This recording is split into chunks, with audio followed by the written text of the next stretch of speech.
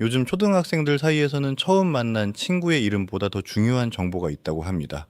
바로 어느 아파트 몇 평에 사는지, 그리고 그 집이 자기 집인지 빌려 쓰는 집인지를 확인하는 일입니다. 아이들끼리 사는 곳으로 급을 나누고 친구가 될 자격을 심사하는 게 당연한 문화가 되어버린 겁니다. 실제로 같은 단지에 살면서도 임대동에 산다는 이유로 놀이터 출입을 막는 어른들의 모습은 이제 더 이상 놀라운 뉴스도 아닙니다.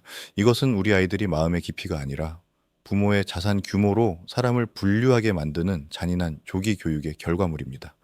부모가 거실에서 무심코 뱉은 차별의 말들이 아이의 세계관을 어떻게 무너뜨리고 있는지 우리는 정말 모르고 있는 걸까요?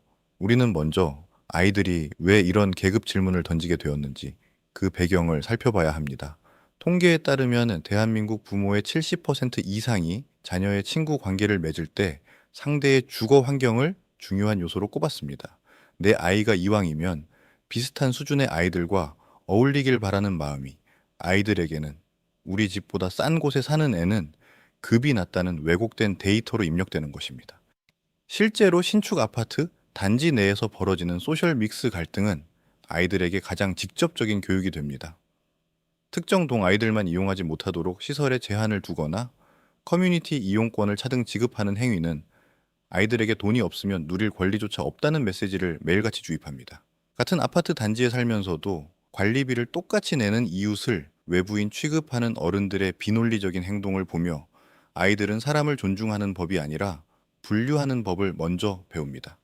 또한 어린 시절 주거 환경에 따른 차별을 경험하거나 목격한 아이들은 성인이 된 후 타인에 대한 신뢰도가 평균적인 수치보다 15% 정도 낮게 나타납니다. 브랜드 아파트라는 폐쇄성이 주는 심리적 만족감 뒤에는 내 아이를 편협한 시야에 가두는 거대한 기회비용이 숨어 있습니다. 많은 부모가 내 아이의 안전을 핑계로 선을 긋지만 사실 그 선은 아이를 보호하는 것이 아니라 고립시키고 있습니다. 타인을 배척해서 얻는 우월감은 아이의 자아를 단단하게 만드는 것이 아니라 남보다 조금이라도 뒤처지면 무너져 버리는 유리 멘탈을 만들 뿐입니다. 결국 우리가 아이들에게 가르쳐준 이 차별의 데이터는 훗날 우리 아이가 세상에 나갔을 때 가장 큰 결핍이 되어 돌아올 것입니다. 아이들은 이제 친구의 성격이 아니라 아파트 입구의 문줄을 먼저 봅니다. 친구의 장점이 아니라 부모의 차종을 먼저 묻습니다. 어른들이 설계한 이 정교한 계급 지도는 아이들이 가졌어야 할 무한한 상상력과 인간에 대한 호기심을 콘크리트 벽 안에 가둬 버렸습니다. 주거지가 곧 신분증이 된 사회에서 아이들의 우정은 한낱 숫자의 비교로 전락하고 말았습니다. 부모가 거실 소파에서 무심코 나누는 부동산 이야기가 아이에게는 세상의 법도가 됩니다.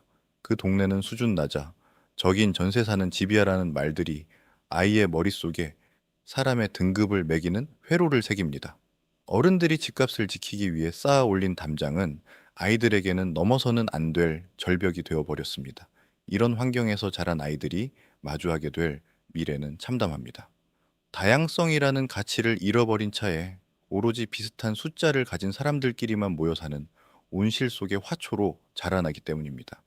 미래 사회에서 가장 중요한 역량은 나와 다른 배경을 가진 사람들과 협업하는 능력입니다. 하지만 좁은 아파트 단지 안에서 우리끼리만 모여 사는 아이들은 이 소중한 생존 기술을 배울 기회를 박탈당합니다. 어른들의 비겁한 횡포는 아이들의 놀이터를 전쟁터로 만들었습니다.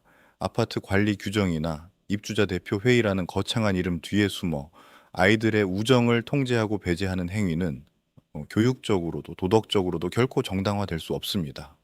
내 아이가 특별 대우를 받길 원하는 그 비뚤어진 사랑이 정작 내 아이를 차별하는 어른들의 뒷모습을 닮게 만들고 있다는 사실을 우리는 왜 외면하고 있을까요? 집의 위치가 한 사람의 수준을 증명할 수 없고 아파트의 이름이 아이의 성취를 나타내는 지표가 될 수도 없습니다. 하지만 우리 사회는 이미 사는 곳을 기준으로 아이들의 등급을 매기는 일에 너무나 익숙해져 있습니다. 부모의 자산이 아이의 인성보다 먼저 평가받는 이 이상한 현실 속에서 우리 아이들은 건강한 자존감을 형성할 기회를 잃어가고 있습니다. 임대주택에 사는 부모님들 또한 이 폭력적인 시선에서 자유롭지 못합니다. 주거 형태 때문에 아이 앞에서 위축되는 부모의 모습은 아이에게 깊은 열등감을 심어줍니다. 떳떳하게 관리비를 내고 의무를 다하면서도 숨죽여 살아야 하는 이 비합리적인 현실 속에서 아이들은 세상이 불공평하다는 것을 너무 일찍 깨닫습니다. 어른들이 만들어 놓은 이 잔인한 놀이터에서 아이들은 승자도 패자도 없이 모두가 상처 입은 채 자라고 있습니다. 부모들은 말합니다. 내 아이를 위해서 어쩔 수 없는 선택이었다고 말입니다.